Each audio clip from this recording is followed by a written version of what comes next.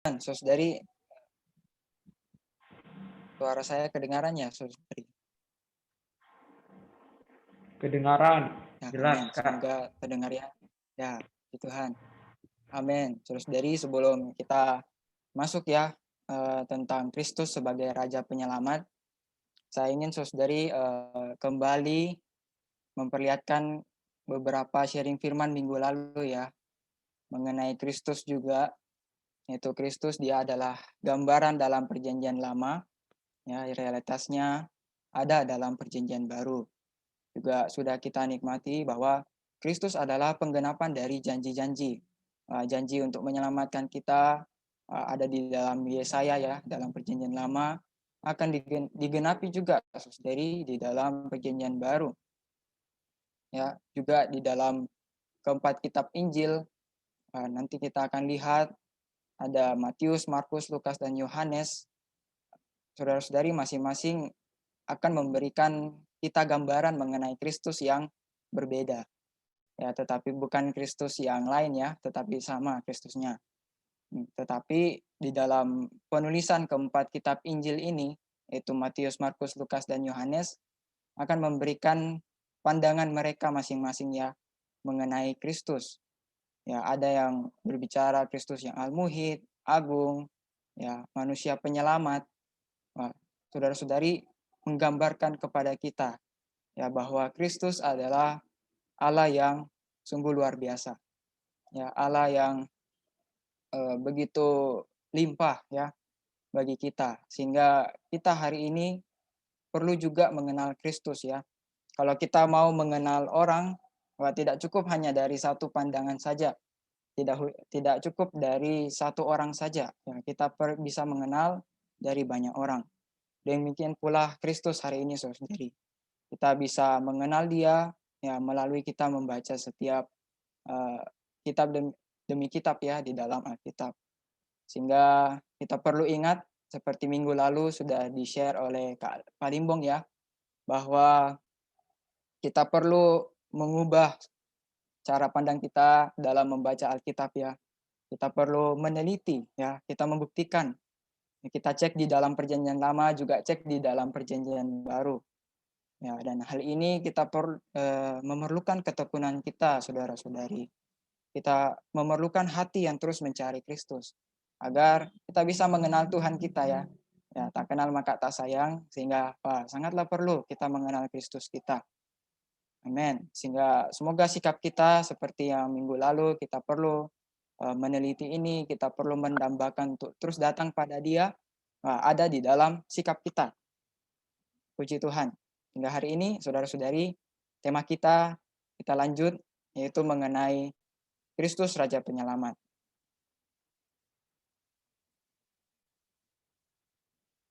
Tunggu ya, saudari, agak hang di sini.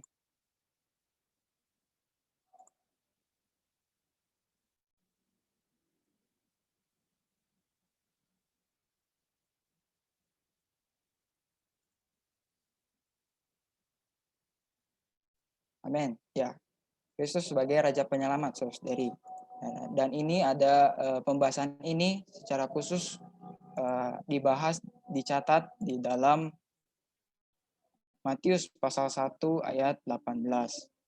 Amin. Sehingga melalui silsilah, melalui kelahiran, masa kanak-kanak Tuhan, ya, dan ministrinya, semuanya saudara-saudari, kematian dan kebangkitannya, semuanya saudara-saudari menggambarkan bahwa Kristus sebagai Raja Penyelamat. Sehingga poin-poin ini kita akan lihat di selanjutnya ya saudara-saudari. Puji Tuhan. Yang pertama adalah silsilah. Ya, bagian pertama di dalam kitab Matius yang bisa kita lihat adalah Kristus adalah anak Daud. Saudara-saudari, kita nampak ya bahwa ini semua adalah kedaulatan Allah. Ya, Allah menggenapkan nubuat mengenai Kristus akan menjadi keturunan Daud. Ini ada di 2 Samuel 7 ayat 13 sampai 14, juga ayat 16, nanti saudara-saudari bisa lihat ya. Di Yeremia pasal 3 ayat 5 juga. Ya, dinubuatkan bahwa Kristus akan menjadi keturunan Daud. Dan Daud ini adalah raja ya. Sehingga kalau keturunannya pastinya akan mewarisi tahta Daud. Amin. Dan yang kedua adalah keturunan perempuan. Ya, Kristus akan dilahirkan dari keturunan perempuan dan yang keturunan perempuan ini adalah seorang darah. Ya, di dalam Kejadian pasal 3 ayat 15, Yesaya pasal 7 ayat 14. Saudara-saudari, ini sangat menarik ya. Kalau Kristus dilahirkan oleh Yusuf, dia tidak akan dianggap sebagai raja, saudara-saudari. Karena Yusuf adalah keturunan Yekonia. Ya, biasanya disebut juga Yoyakin. Dan dalam nubuat Yeremia 22 ayat 28 sampai 30, tidak ada keturunan Yekonia yang mewarisi tahta Daud, saudara-saudari. Ya.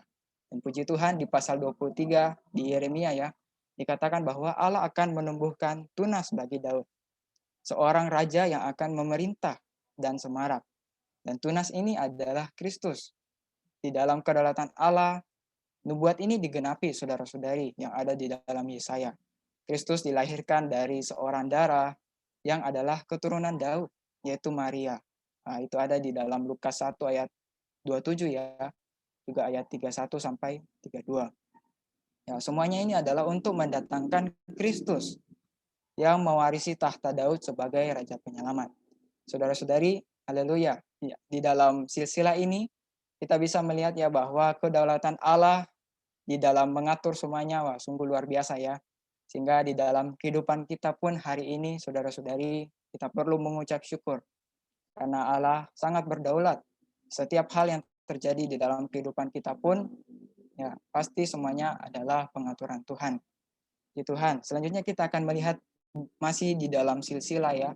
Silsilah ini akan menggambarkan lagi bahwa Kristus sebagai Raja Penyelamat.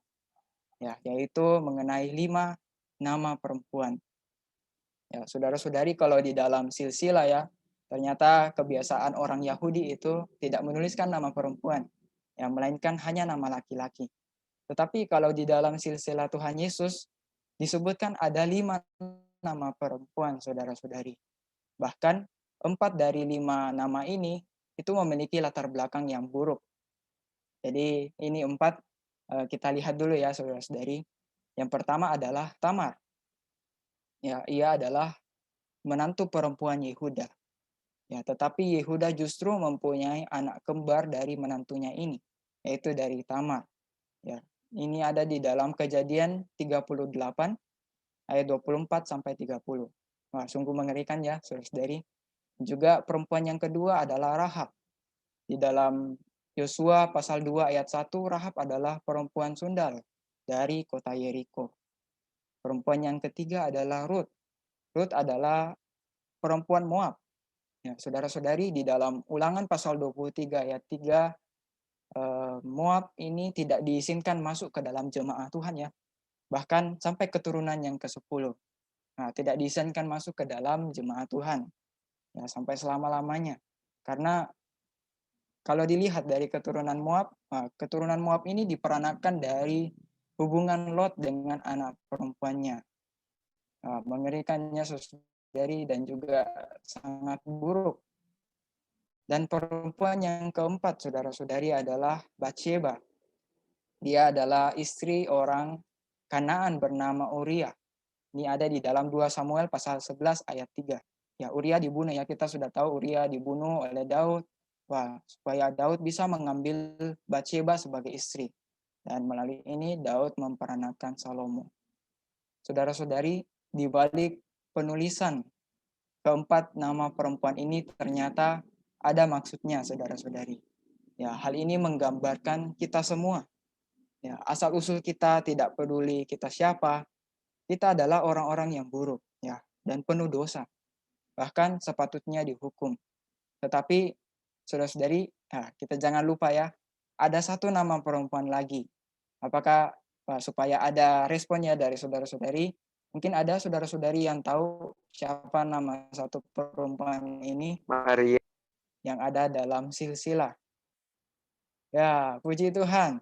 Maria. Amin. Ya, kita tahu Maria adalah seorang perawan. Ya, Ibu Yesus ya. Ya, Maria ini adalah seorang perempuan yang baik, murni dan suci. Saudara-saudari, sehingga Maria bisa dipakai Allah untuk menggenapkan inkarnasi Tuhan Yesus. Nah, hal ini menunjukkan bahwa semua orang adalah orang yang berdosa, kecuali Tuhan Yesus. Amin. Kecuali Yesus, tidak ada yang bersih. Ya, meski dilihat dari garis keturunannya diisi oleh orang-orang berdosa, tetapi hanya Yesus yang tidak berdosa, saudara-saudari.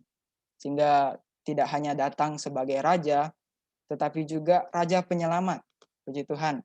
Raja yang bisa menyelamatkan dan menebus kita, saudara-saudari. Nah, oleh karena itu kita perlu menyadari ya bahwa hari ini kita pun juga sedang diubah untuk menjadi umat kerajaan Allah yang layak. Ya, dari proses pengerjaan hayat Kristus di dalam kita. Sehingga kita makin hari makin sempurna ya. Karena Kristus ada di dalam kita. Amin. Ya, puji Tuhan.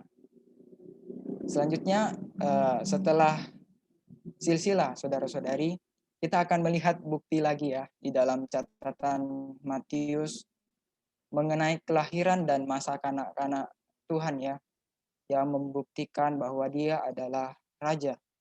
Saudara-saudari, dari segi kelahiran Kristus sudah dibuatkan ya untuk datang sebagai raja, menyelesaikan masalah manusia, memenuhi kebutuhan manusia ya, bahkan membawa manusia ke dalam kerajaannya. Kalau kita lihat di dalam 2 Samuel ya, pasal 7 ayat 12 sampai 13 berbicara mengenai ada janji Allah kepada keturunan Daud yang sejati, yaitu Kristus yang dilambangkan Salomo. Ya, di dalam ayat 2 Samuel ini dikatakan, maka aku akan membangkitkan keturunanmu yang kemudian, anak kandungmu, dan aku akan mengokohkan kerajaannya. Dialah yang akan mendirikan rumah bagiku dan akan mengokohkan tahta kerajaannya untuk selama-lamanya. Saudara-saudari, kenapa bisa ya Salomo ini dilambangkan sebagai Kristus? Ya, karena ternyata ada jawabannya di dalam Matius pasal 1 ayat 1, saudara-saudari.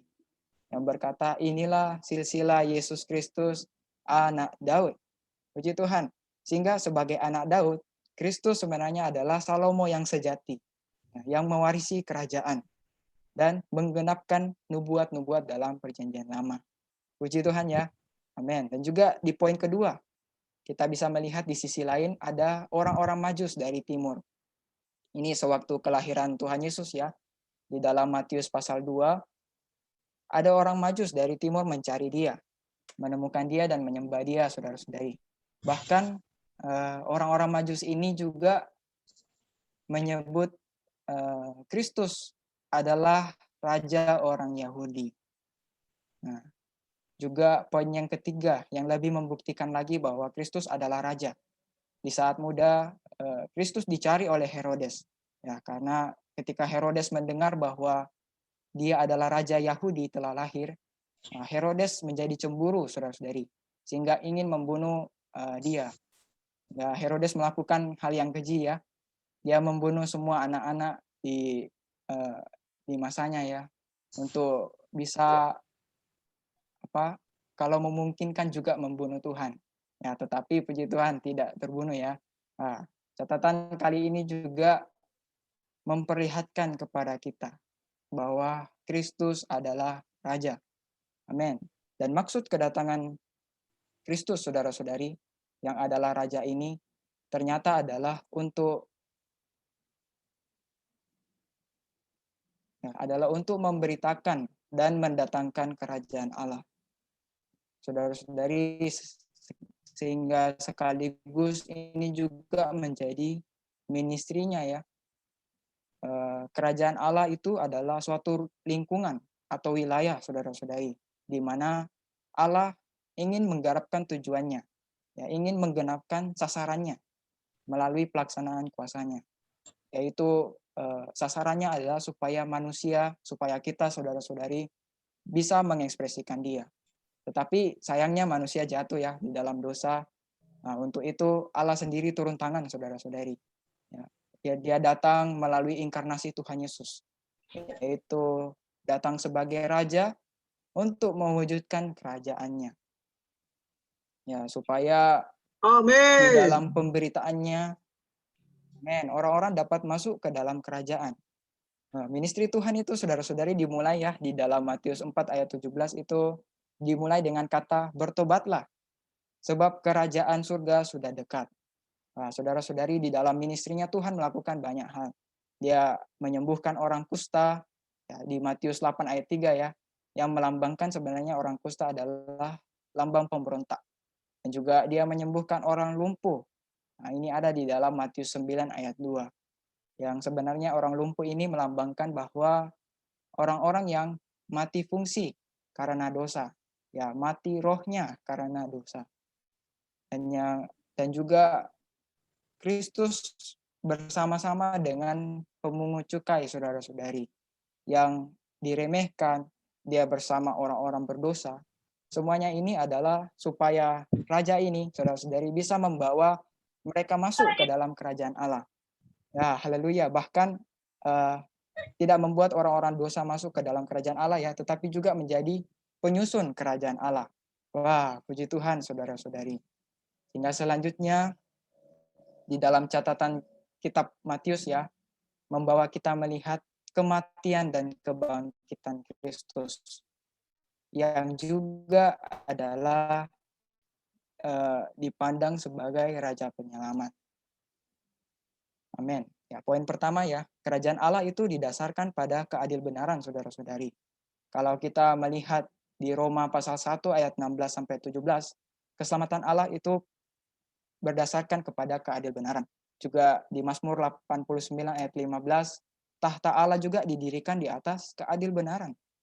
Nah, Kolose pasal 1 ayat 13 dan juga Kisah Para Rasul 26 ayat 18 juga memberikan kepada kita bahwa kematian Kristus yang adil benar, kita bisa diselamatkan dan dibawa masuk ke dalam kerajaannya.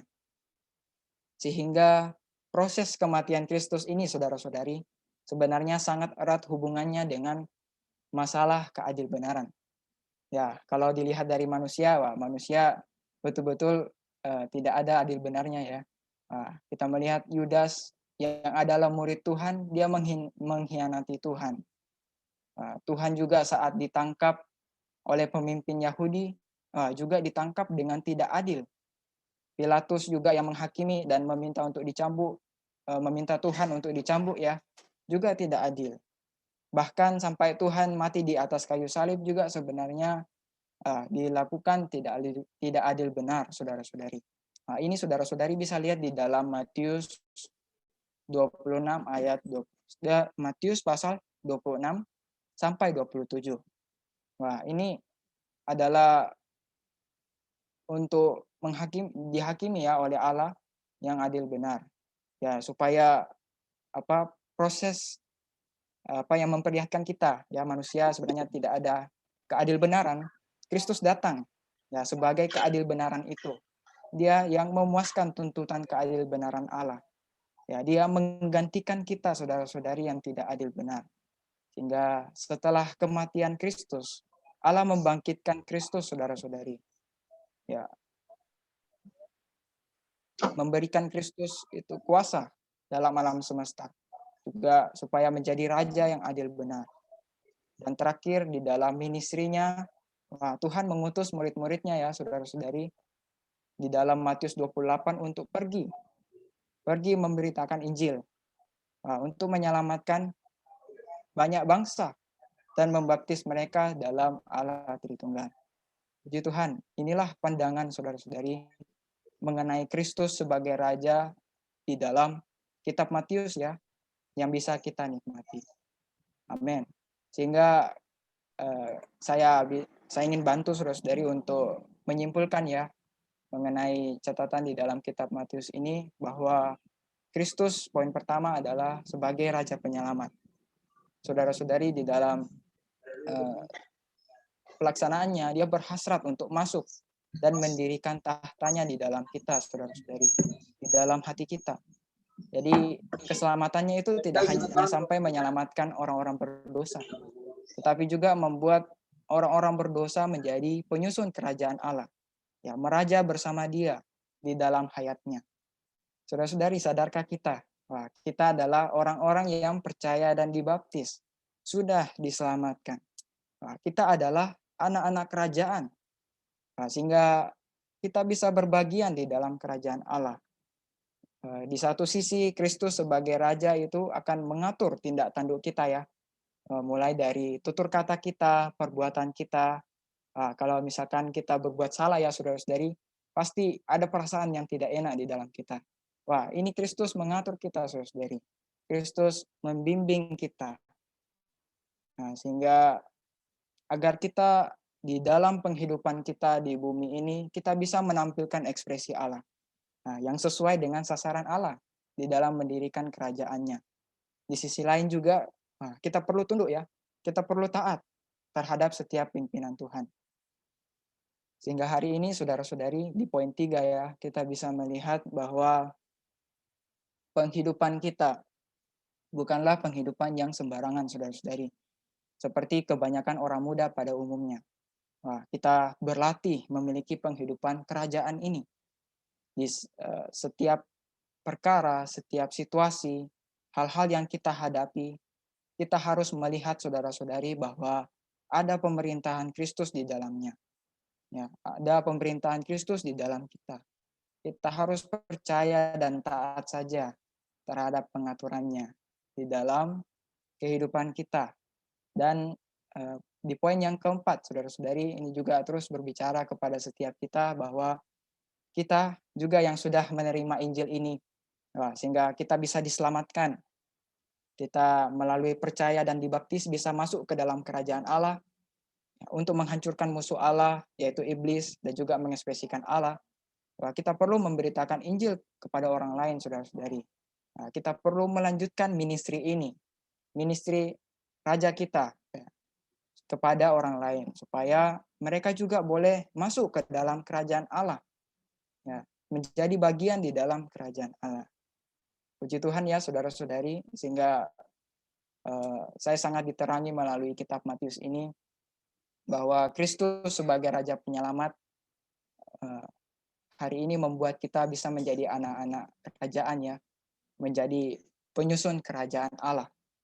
Ini seharusnya membuat kita sangat bersuka cita, karena hari ini di bumi ini kita adalah orang muda yang menjadi anak-anak kerajaan Allah.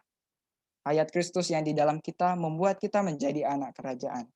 Memimpin kita, mengubah kita saudara-saudari. Juga membuat kita bisa mengekspresikan Dia. Dan kelak saat kedatangan Kristus kali kedua, kita akan meraja bersama Dia. Karena kita juga adalah anak-anak kerajaan. Tetapi semua ini saudara-saudari tergantung pada penghidupan kita hari ini ya. Amin. Apakah kita taat? Kita tunduk pada proses pengubahan Kristus atas kita. Apakah kita melaksanakan hasrat hati Allah? Sehingga kita bisa betul-betul menggambarkan bahwa kita adalah anak-anak kerajaan. Kita tidak hidup secara sembarangan. Kita benar-benar melalui perbuatan kita, tindak tanduk kita saudara-saudari, bahkan melalui sosial media kita, pemberitaan kita hanya satu, yaitu untuk memberitakan Injil keselamatan. Itu untuk membawa banyak orang juga diselamatkan dan menjadi anak-anak kerajaan. Puji Tuhan, saudara-saudari, saya sampai di sini ya. Amin. Tuhan Yesus memberkati saudara-saudari.